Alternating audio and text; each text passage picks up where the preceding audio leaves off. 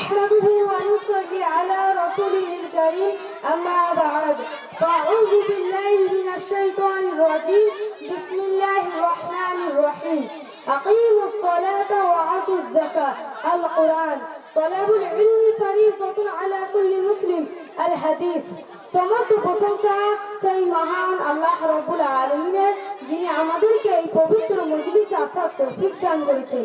তাই আমরা আল্লাহর শুকরিয়া আদায় করি এবং সকলে উচ্চস্বরে বলি আলহামদুলিল্লাহ। প্রিয় ভাই ও বোনেরা, আজ আমি একটি গুরুত্বপূর্ণ বিষয় নিয়ে আপনাদের সম্মুখে হাজির হয়েছি।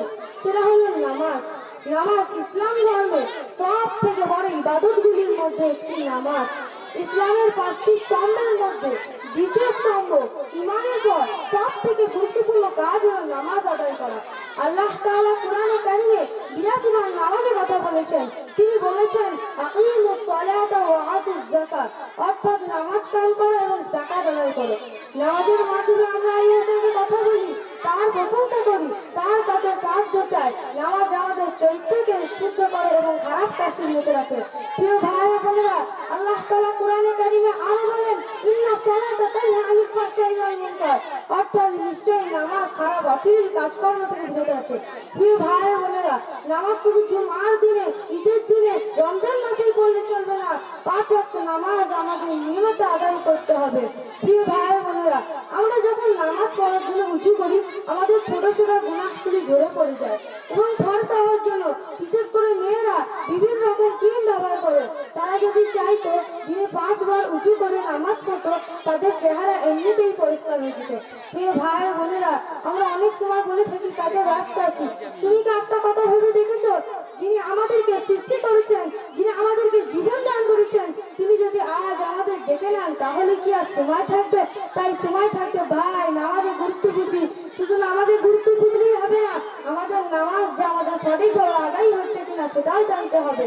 আপনাদের সামনে একটি আয়াত পেশ করেছিলাম ইন্নাস সালাতা তানহা আনিল ফাহশাই ওয়াল মুনকার, অর্থাৎ নিশ্চয়ই নামাজ খারাপ অশ্লীল কাজকর্ম থেকে বিরত রাখে। প্রিয় ভাই ও বোনেরা, আমরা একটু ভেবে দেখি আমাদের নামাজ কি আমাদের খারাপ কাজ থেকে বিরত রাখতে পারছে? না, আমরা নামাজ পড়ি, গান শুনি, বিভিন্ন রকম খারাপ অশ্লীল কাজকর্ম করি, তবে কিসের জন্য আমাদের নামাজ আমাদের খারাপ কাজ থেকে বিরত রাখতে পারছে না? কি করলে আমাদের নামাজ আমাদের খারাপ কাজ থেকে বিরত রাখতে পারবে? প্রথমত দেখতে হবে আমাদের নামাজ আমাদের সঠিকভাবে আদায় হচ্ছে কিনা। নামাজ পড়ার জন্য শর্ত হচ্ছে পাকে হাসিল করা, অর্থাৎ ভালোভাবে উজু করা। আমরা এখন অনেক ভাই আছি যে জানি না উজু ফরজ কয়টি এবং আমরা ঠিকমতো তাহরাত হাসিল করতে পারি না। এবং সব থেকে মূল যে বিষয়ের জন্য আমাদের নামাজ কবুল হয় না সেটা হলো আমাদের কিরাআত। আমরা শুদ্ধভাবে কোরআন তেলাওয়াত করতে পারি না, সেই জন্য আমাদের নামাজ আমাদের খারাপ কাজ থেকে বিরত রাখতে পারছে না।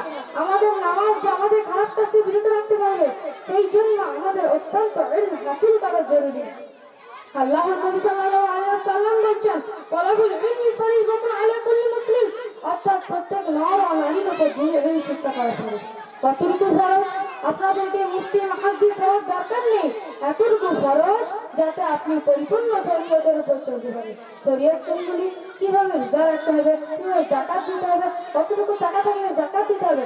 আজ আমরা এই জলসায় অনেকে আছে আমরা জানি না, তাই আজ এই জলসায় সকলে মিলে নিয়ত করে নিয়ে যে আমরা আজ থেকে ৫ ওয়াক্ত নামাজ এবং খাস করে কোরআন কারীম সঠিকভাবে তেলাওয়াত করার চেষ্টা করব ইনশাআল্লাহ।